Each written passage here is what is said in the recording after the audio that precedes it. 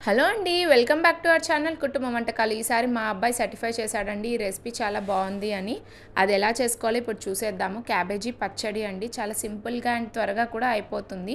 So, ఒక table spoon ధనియాలు, తర్వాత మనకి పోపు దినుసులు. ధనియాలు ఎక్కువ వేసుకోవద్దండి, చేదొస్తుంది. తర్వాత కారానికి తగ్గట్టు ఎండుమిర్చి. ఈ ఎండుమిర్చి కొంచెం ఘాటు ఎక్కువ ఉన్నాయి కాబట్టి తక్కువ వేసుకున్నాము. మనకి మామూలు దేశకాయలు అంటారు కదా, అవైతే కొంచెం ఎక్కువే పడతాయి.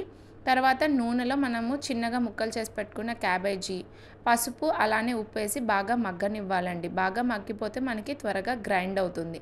తర్వాత మనకి పోపు దినుసులు చల్లారిపోయి ఉంటాయి కాబట్టి అవి మిక్సీ పట్టేసుకోవాలి. ఇవి మిక్సీ పట్టిన తర్వాత చింతపండు వేసుకోవాలండి. మనకి పచ్చడి అన్నాక పులుపు, కారం అన్నీ ఉంటేనే అది కంప్లీట్‌గా పచ్చడి అవుతుంది. సో, ఇలా మెత్తగా పచ్చడి రెడీ అయిపోయిందండి. నిజంగా చాలా అంటే చాలా బాగుంది. పిల్లలు కూడా ఇష్టంగా తింటారండి.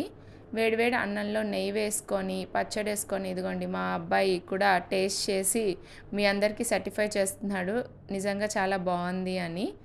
అండ్ మీరు కూడా ఇంకా ఎలాంటి రెసిపీస్ మా నుంచి కావాలో మాకు కామెంట్ సెక్షన్లో తెలియచేయండి. Please do like, share and subscribe to our channel.